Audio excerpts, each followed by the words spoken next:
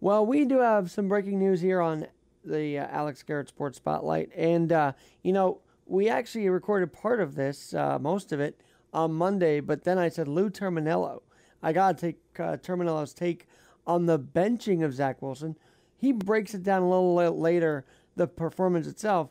But the benching now, was this coming? Well, Alex, I think after what we saw on Sunday and on the field and post-game, the post-game situation actually had more of a life than the horrendous on-the-field performance. And, New York media is tough. And Wilson didn't handle the media correctly post-game. And some guys can thrive with the New York media, and some guys crumble. I have no idea what's going to happen with Wilson as his career grows, if it's in New York, if it's not in New York. But it was a move that had to be made at this time. Now, I would have gone to Joe Flacco. I don't know what they see in Mike White.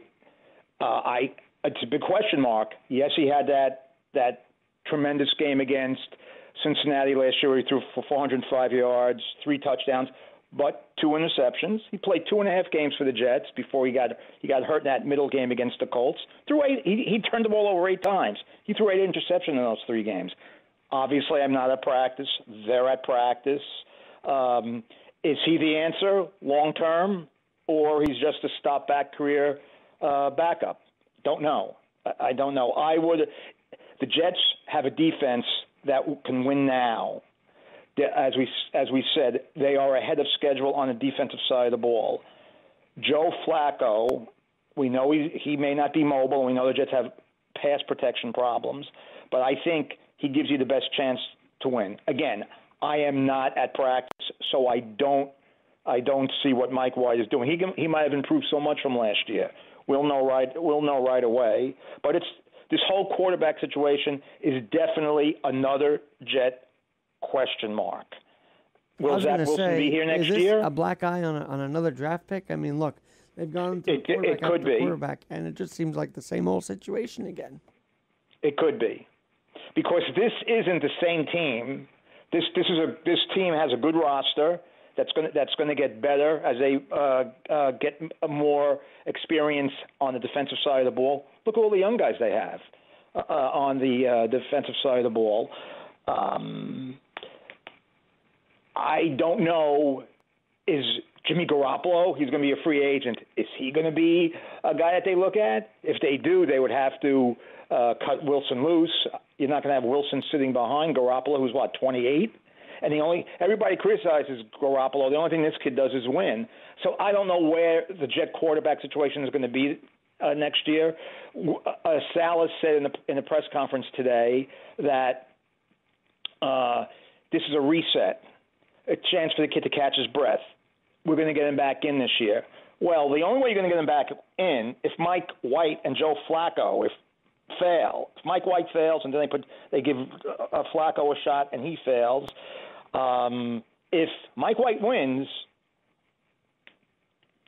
Zach Wilson's not seeing the field until next year in training camp, if he's still on the roster. I'm just curious why it's not Joe Flacco. Unless he didn't look over the hill in those first 3 games. Zach Wilson has played 7 games, and he has 4 touchdown passes. Joe Flacco threw 4 touchdown passes in that win in Cleveland. So the fact that the Jets have unexpectedly jumped to a playoff contender in 22, and Zach Wilson is still playing like it's his first NFL game, has killed the Jets. The Jets are in a tough spot at the quarterback position now and moving forward. They really are. Lou's going to break down the performance of Zach Wilson, but right now I want to turn to the World Cup. As you know, I'm wearing a Team USA jersey for soccer, but guess where it was made? Take one guess. Let me see. It wasn't made in the United States. I'm going to guess it probably was made in China. So I'm going to post on Instagram. I have a picture of the American flag with the Made in China right above it. I think it's hysterical that we still rely on them, to be honest. It's ridiculous, and plus the fact that they're a developing country, and they don't have to pay into that new climate agreement. It's crazy, but we pay $1 billion. We won't get into that though. But politics is a big reason why Qatar is a very controversial situation for the World Cup. Maybe you know a little more than I do. What's the deal with the backlash against Qatar? Well, there was a lot of backlash, and they were awarded the games 12 years ago. It was 12 years ago. So they were awarded the games in 2010, and obviously there was a lot of controversy because of human rights violations in Qatar. Obviously against homosexuals, just a lot of just a lot of abuses that people don't realize that these things still happen in this world, and they don't realize how lucky they have it when they live in the United States.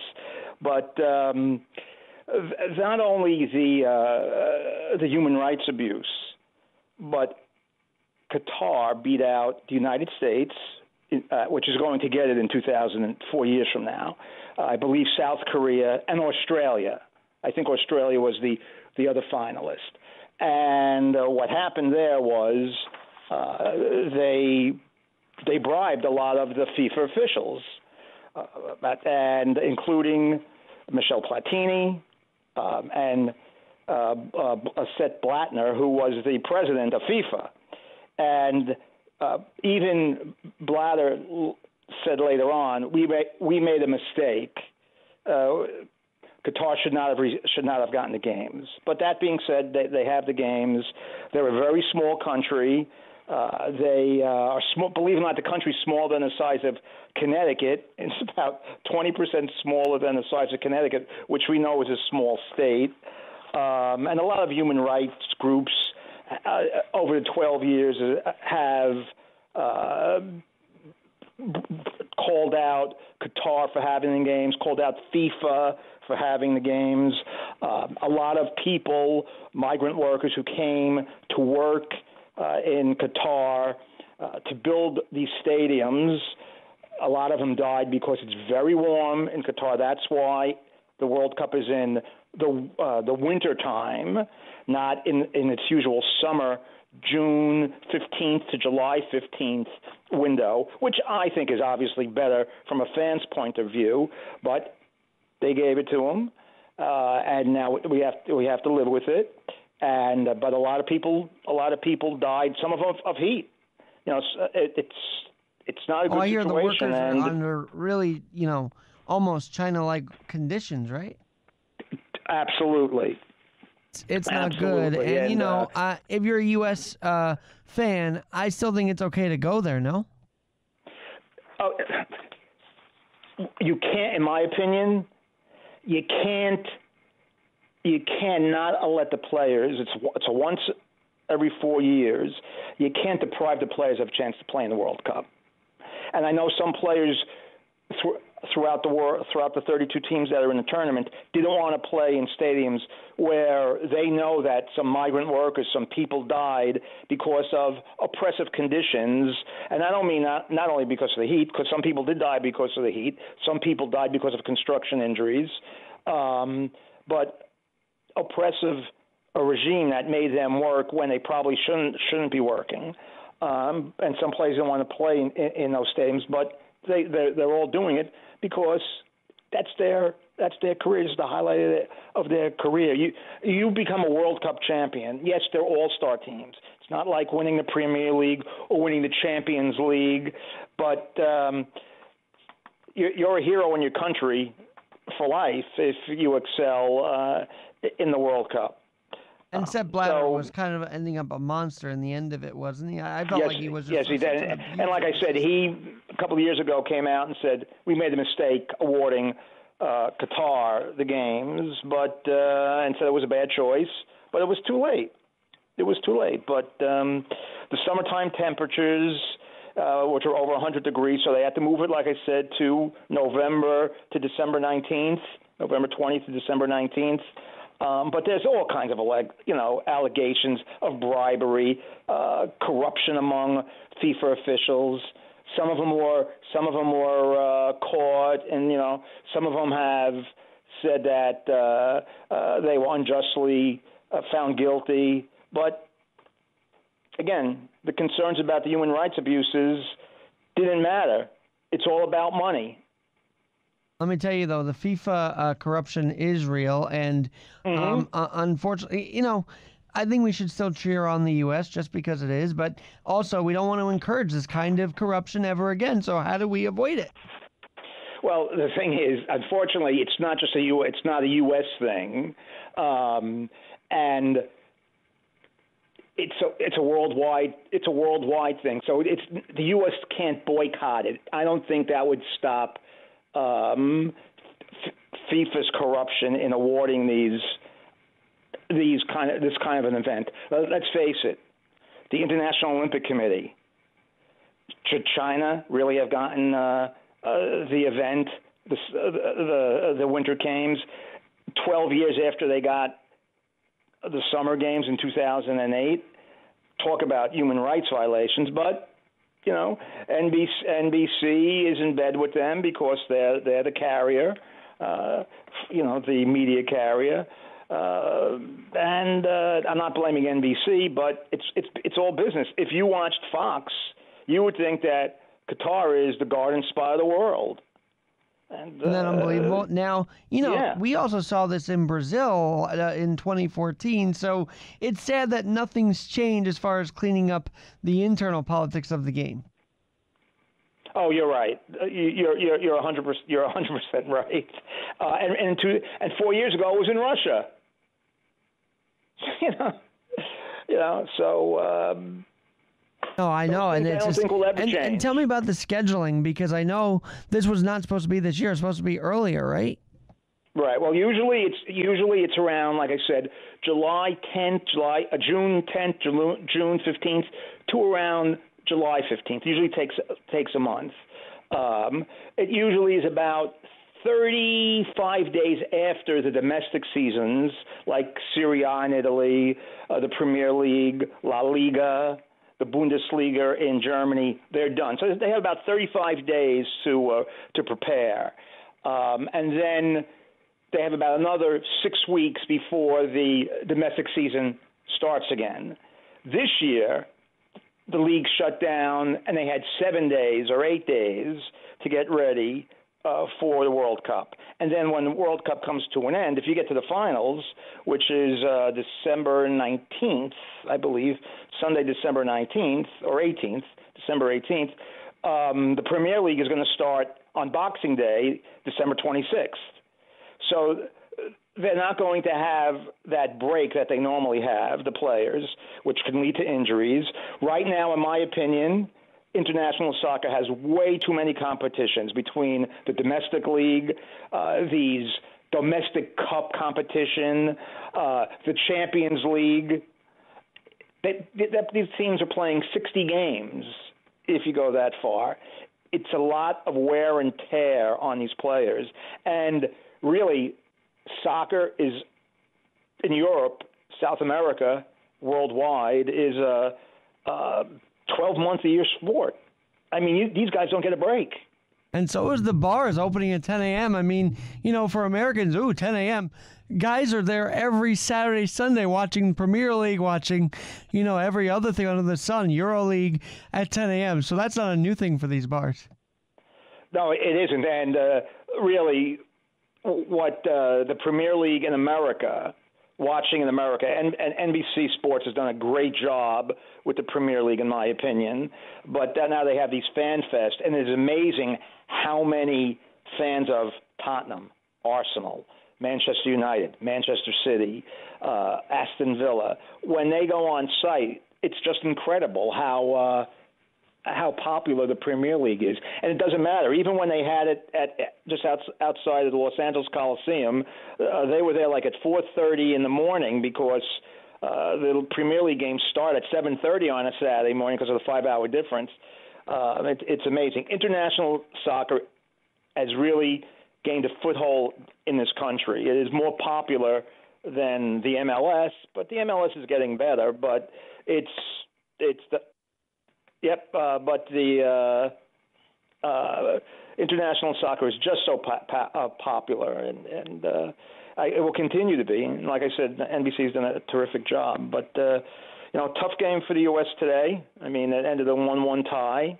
I thought the United States was the better side for the first half by a long shot, by miles, and they were able to get that take the lead. But in the second half, they got I thought they'd be a little bit more aggressive. They kind of played a little bit. I know too that you cautious. were telling me it was very disappointing to get just a tie, and I kind of don't understand it because I don't follow the sport as close as many as others do. So why was a tie bad? Well, when you're playing round robin and you're playing 3 games in your group, say for example, the Iran's in their group, England is in their group, Wales, and the USA. Okay, so many times the third game may not mean nothing to one of these teams. And actually, in this case, it might actually help the United States because they play Iran last, and Iran got overrun today by England. England scored 6 goals. They won 6-2. They were never in any danger. It was 3-0 at halftime. Iran is in disarray. Iran is going through political strife. I was watching the game this morning, and when they played the Iranian national anthem, the Iranian players did not sing the national anthem. The executives that was on the bench were, the coaches and the assistant coaches were, but they weren't because of the protests in Iran over the death of that young girl about 6-7 weeks ago.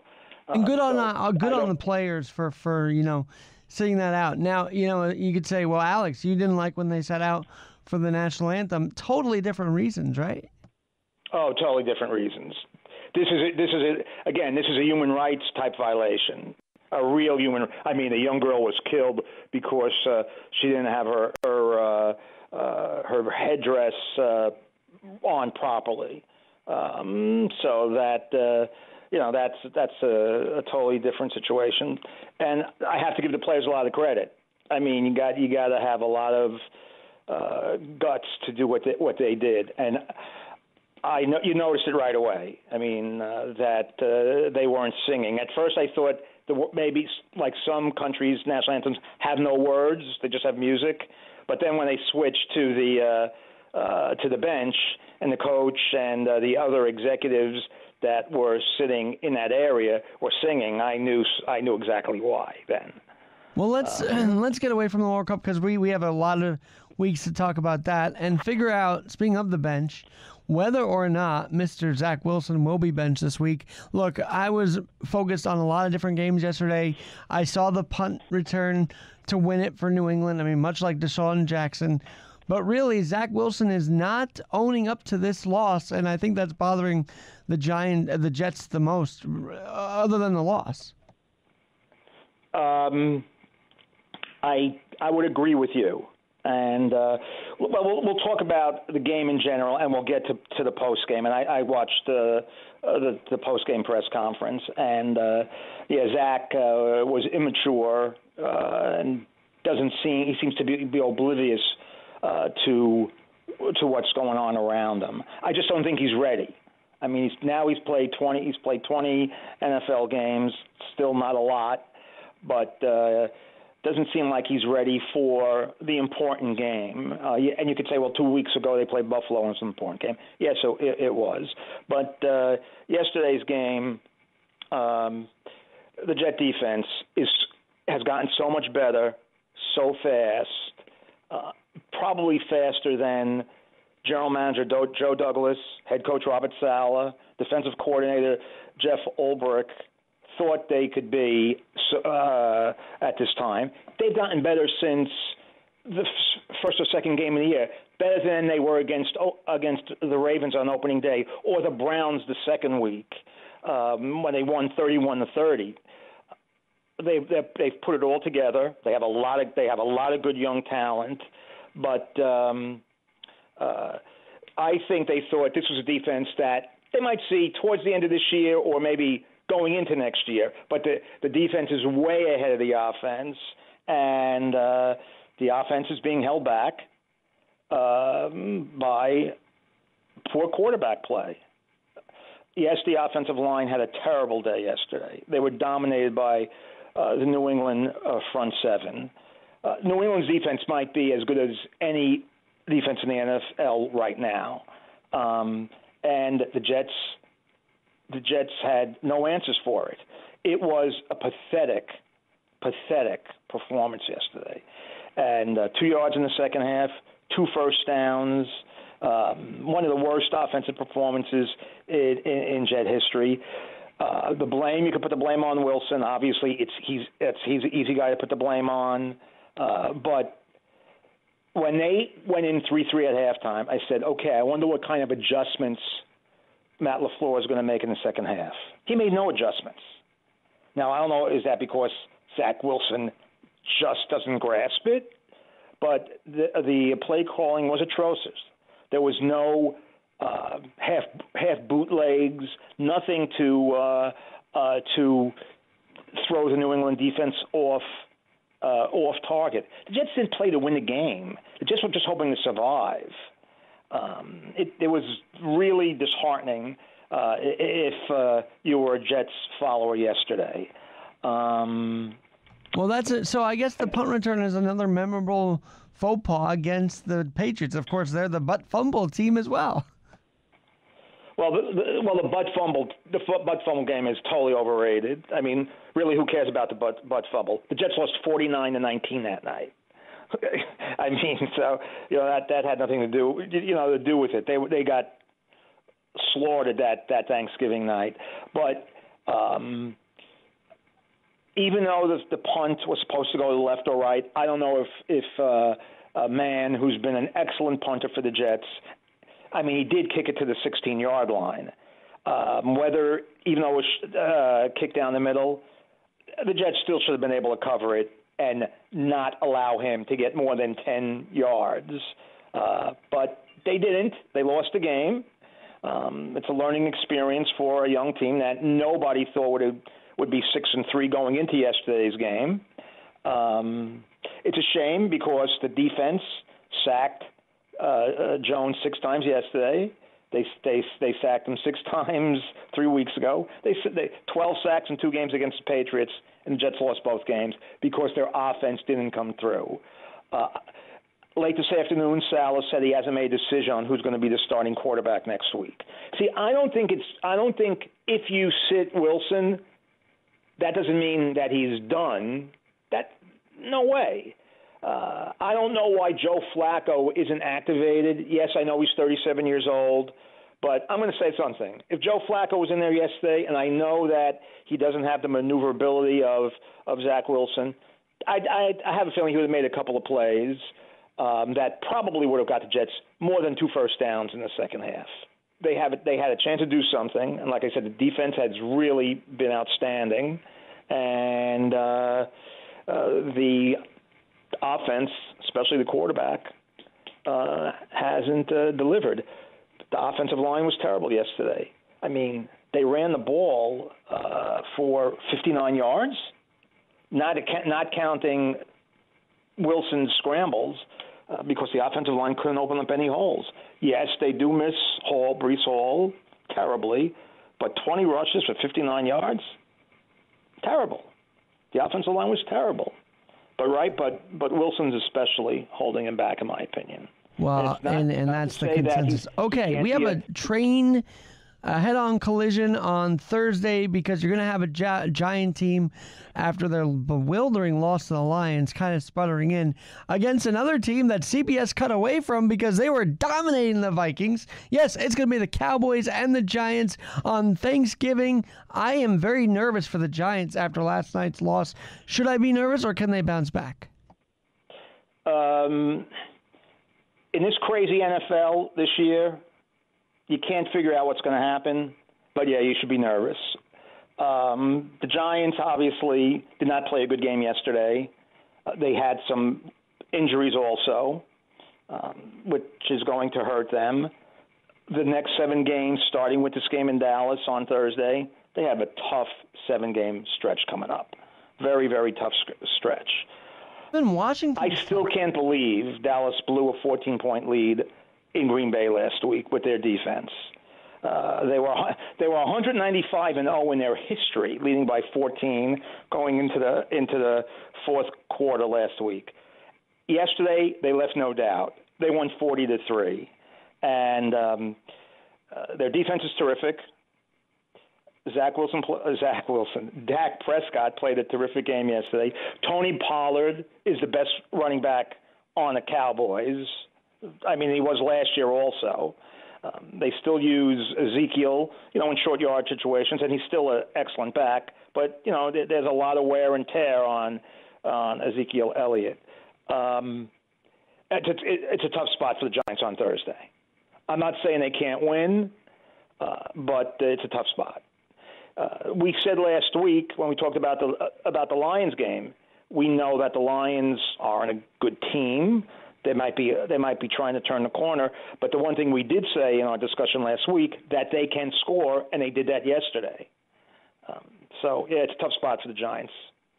I think the Lions, next 7 games are difficult. I hate to say they're competitive in the NFC North, but look, the Vikings are melting down a little bit. You got the Packers still 4-6. I mean, and you got the Bears completely out of it. Lions have some sort of chance, or am I dreaming? No, Alex, you're dreaming. Minnesota's going to win that division. Minnesota's 8-2. They went into yesterday's game with a 5-game lead in the division, or a 4-game lead now that Detroit won. Detroit's not catching them. The Vikings will be okay. They just got embarrassed. Like you said, CBS in New York cut from the game. But Dallas is good. Dallas is good, and you know what? I don't understand why they're not dominant. They're dominant in the game, but they're not consistently dominant. And I'll tell you what the crazy part is that the Giants will then play the Commanders, who also are doing pretty well under the new name. Yes, and they have caught lightning, a little bit of a little lightning in a bottle type of situation with their new quarterback Heineke, and there's something about him. Is he big, strong guy like a Josh Allen or a Justin Herbert or Pat Mahomes? He's not, but he's got a little, that it factor. It looks like he's got command he has command on the field. That's what Zach Wilson, believe it or not, needs to be a little bit like Taylor Heineke. Why really hasn't Heineken sponsored him yet? That's what I want to know. Yeah, I can't believe they have it. All right, and by the way, I thought Jeff Saturday was going to get another win yesterday with the Colts. They came close, but he's turned that team around a bit. He did, and there was a play at the end of the game. They were up 13-10, and there was about 5 minutes to go against the Eagles. For those who may not be familiar, and yes, the Colts were up over the Eagles 13-10 with 5 minutes to go, and they had first down and goal to go at the 5. First couple plays don't go anywhere. Third down, they try to get the touchdown. Matt Ryan rolls out, and he's tackled, sacked. Well, the officials missed face mask penalty on Philly. They kicked the field goal, the Colts did, and then Jalen Hurts led them down the field and scored on that 10-yard quarterback draw. So that was sort of big, like last week's Monday Night Football, right? Yeah, they bounced back from the loss. They did. Very interesting stuff, because I know that last week, that fumble on the face mask, I mean, it was a mess. Yeah, no, that was worth. They just missed yesterday's call. But, I mean, last week, like we talked about, they were reviewing the fumble. You obviously saw the face mask penalty, and they can't review that. The NFL has to look at that in the off season. in a situation like that. They really have to. Yeah, well, we can review the fumble, but yeah, we saw the illegal face mask, but we can't call that because that's not in the rules. So I don't know. All right, now one last thing about the NFL, because I was really intrigued to see that the Rams were playing the Chiefs. Could be a Super Bowl matchup preview heading into the season. Yet the Rams are just sort of MIA in the NFC West, and you're wondering why. I mean, what has gone on with that team? Well, they put all their eggs in one basket last year, and it worked for them. You know, they made trades to get guys to try to win the Super Bowl last year, and they did. They've had some injuries. They've had some defections. Retirements, and they're not going anywhere. They need everything to go their way, and they haven't. And right now, Cooper Kupp is going to be gone for the rest of the year.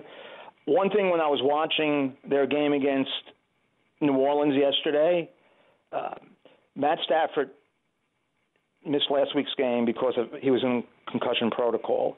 He was sacked on a quote-unquote conventional sack yesterday, and he had to come out because of concussion. I have a feeling that I'm not sure how much longer he'll be able to play quarterback in the NFL.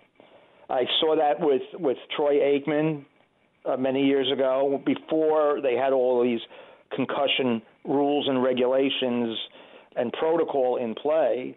That was pretty scary because he went down, and it wasn't that he went down hard, and he went into concussion protocol. So that's a scary thing. The Rams might be looking for a new quarterback. I don't know if Stafford can continue to play. And he's really been hurt on and off, but he finally had that healthy season last year, and then we just hope he's okay. All right, Lou, I want to switch sports because you're a hockey guy, and I think just like the Avalanche trip in, the Oilers trip in is a big test for all three teams, especially one that's, I don't know, on a 12-game win streak known as the Devils tonight. Yeah, they're in beautiful Newark, New Jersey as we speak, and obviously they have the outstanding player in the world in Connor McDavid.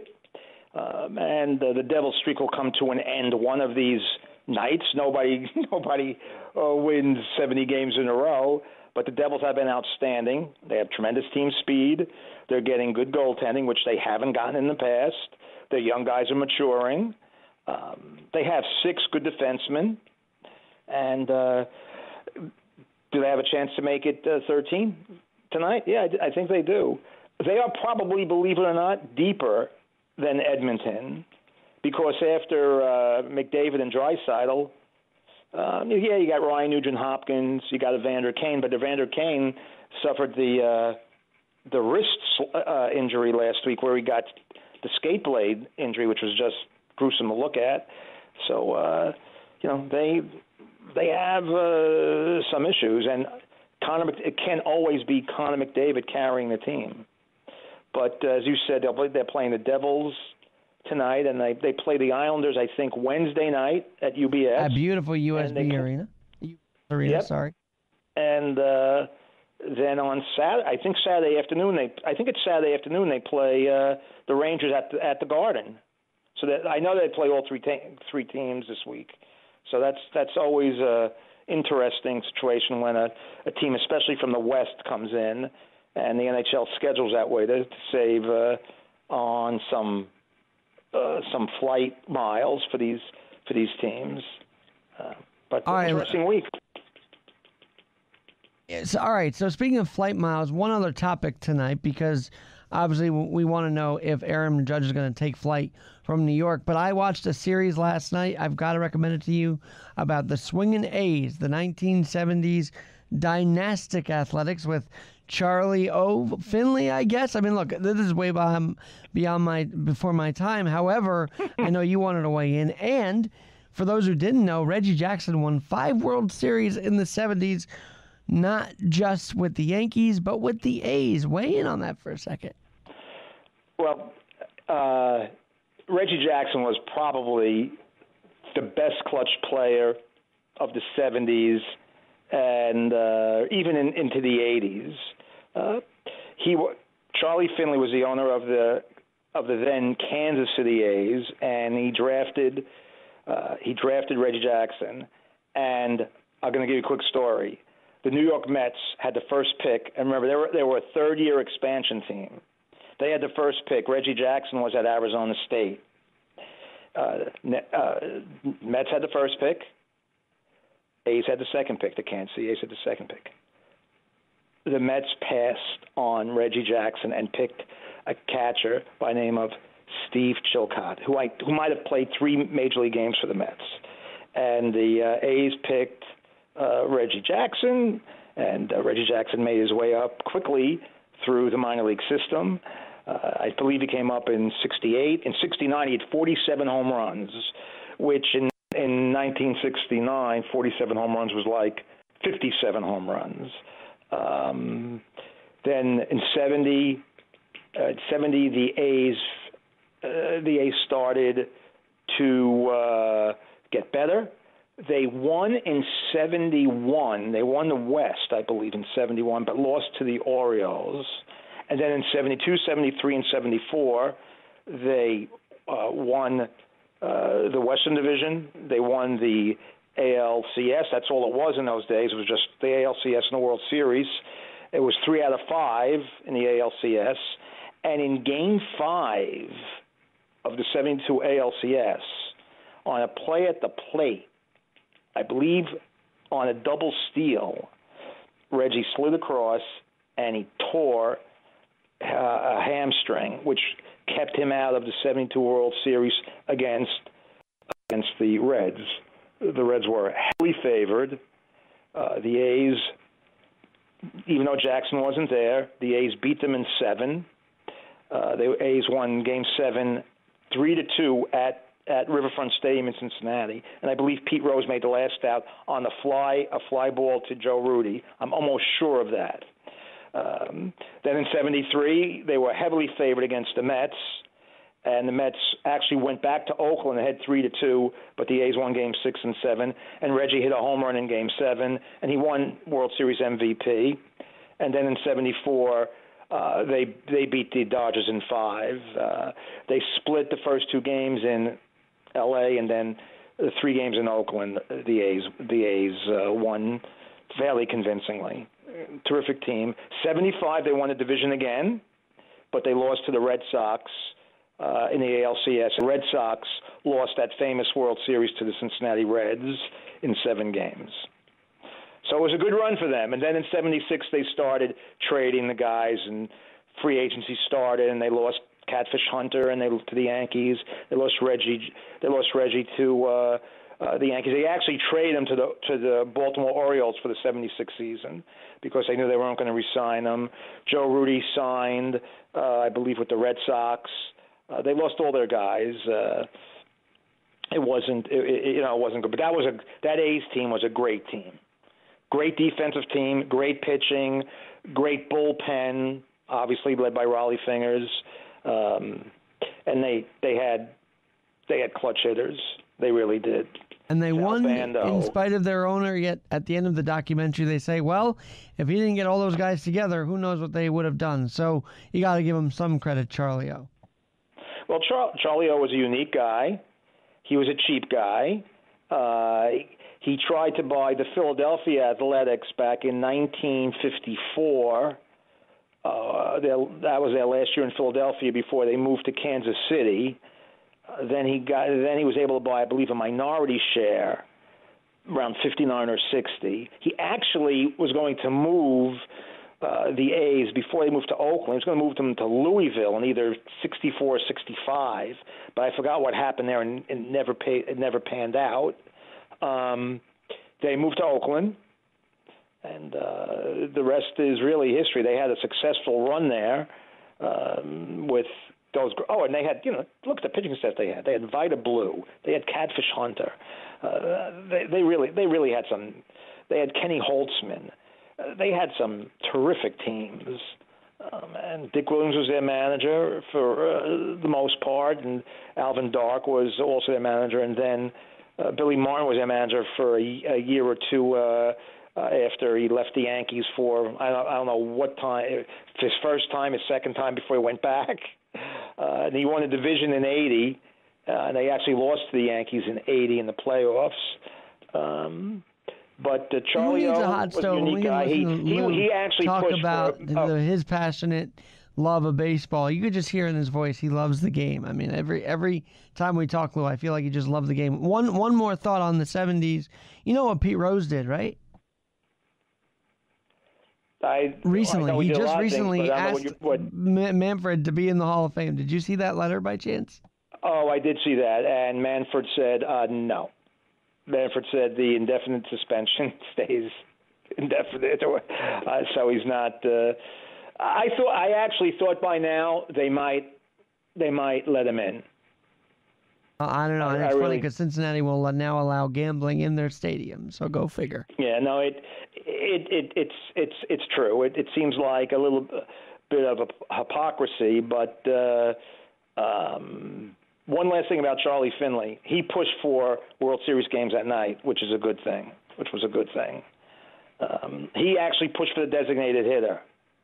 He actually had, in 1974, because he believed there should have been a designated runner also, he signed a track star, Herb Washington, that the A's used in 1974 to pinch run. He never batted, because the guy never batted in his life, but they used him as a pinch runner. And in the only game that the Dodgers won, Game 2 of the 1974 World Series, Mike Marshall in relief, who was a Cy Young Award winner as a relief pitcher for the Dodgers in 1974, picked Herb Washington off in the ninth inning at first base. So that's just a little tidbit for you, for people who may remember Herb Washington. Well, on that note, next week we got to talk about the ballot because the new Hall of Fame ballot is out, so we got to review that. But one last thing, Kyrie was back last night. Are you satisfied with his public apologies? He did like one after the other, it seemed like. But will the Nets have a chemistry? Simmons is now having issues again. I don't know. It seems like they never get their act together. Well, actually, Simmons the last two games has played well. Last night his last two games have been his best two games as a Net. Last night he was excellent. With Kyrie, I assume you don't know with Kyrie because he is eccentric. You don't know what's going to happen. I assume he's going to be a little bit more aware of what's going on. Obviously, the Nets need him. Any team would need one of the 5 or 6 best players in the NBA. Will they develop chemistry? I hope so. I mean, Durant has been spectacular from day one, and Kyrie was really excellent and spectacular until the suspension. I think he is heartfelt in his apology, but you don't know what's going to happen down the road. I actually think if they're not going anywhere in February, I think they might try to trade him at the trade deadline. I don't think they're going to get much from him because he'd be a rental. He'd be a free agent at the end of the year. But I can tell you one thing. Jacques Vaughn has made them a different team. He really has. He's made them a different team. They just seem to be more in tune of what's going on. They may not go anywhere this year. They're not as good as they were 2 years ago. But it was good to see Simmons have a couple of good games in a row. And they might use Simmons off the bench, and play him 25, 30 minutes. He is coming off major back surgery, even though he's only 25 years old. So we'll see. I mean, the NBA is a very strange league right now. Well, Lou, I appreciate this as always. We got a lot more to talk about, but first things first, happy Thanksgiving, and hope you enjoy it with yours and your family this week. Mm-hmm. You too. You say hello to everybody in your family, and I love doing this. And we will talk again next week. I mean, after a big college football weekend coming up, also we'll know more. It won't be finalized, but we'll know more about who's going to be the 4 teams in the college football playoff. I guess whoever wins OSU, UM might be that playoff spot. So. Yeah, that's where that's going to be that's the tricky one because Ohio State and Michigan, one of them is going to lose. I think Ohio State's going to win on Saturday, excuse me. And then do they take two? If TCU loses, do they take two SEC teams? And do they take Michigan and Ohio State? I don't know. I mean, what TCU did on Saturday, and I was watching that game live, how they did the fire drill field goal attempt. I did not think they were going to get it off, and they ran it to perfection. None of the kids panicked. The snapper gave the holder a perfect snap, and the kid kicked it through, and they were able to win the game and move forward. Now, this week, TCU plays Iowa State. Then they probably play Kansas State in the Big 12 championship game. That's going to be tough. We'll see. All right, Lou. Well, and always a pleasure. USC, and what I'm thinking Notre is Dame for our this first week. couple of minutes of next week's segment, we should interview a Bills Mafia member that was there with the Bills, documenting their journey in Detroit. Maybe I'll look and see if we can get someone, because that's an interesting story in and of itself. That would be great. Yeah, I heard for some of those people they had to go through Canada. They had to go through Windsor, Ontario, and then go through the tunnel. And I've actually been in Detroit, and I've gone through that tunnel to Windsor, but it was so long ago I forget the name of the tunnel. But I know a lot of fans had to do that to get to the game. And Detroit is going to be home for the Bills this week, as they'll be playing on Thanksgiving Day in 12 o'clock. I just know that's a story in the making, so we'll cover that for you guys on the next Terminello Take. Lou, love you, man, and thanks for doing this as always. And I cannot believe how fast November's going already. Time does fly, for sure. No truer cliche than time flies. All right, sir. Enjoy this upcoming week of sports, and we'll have another Lou Terminello Take next week. Thank you, Alex. You're the best. That was another Garrett Sports Spotlight on Lou Terminello. And, Lou, happy Thanksgiving once again. Happy Thanksgiving to you and your dad and your mom and everybody. I appreciate it. Have a great night, everybody.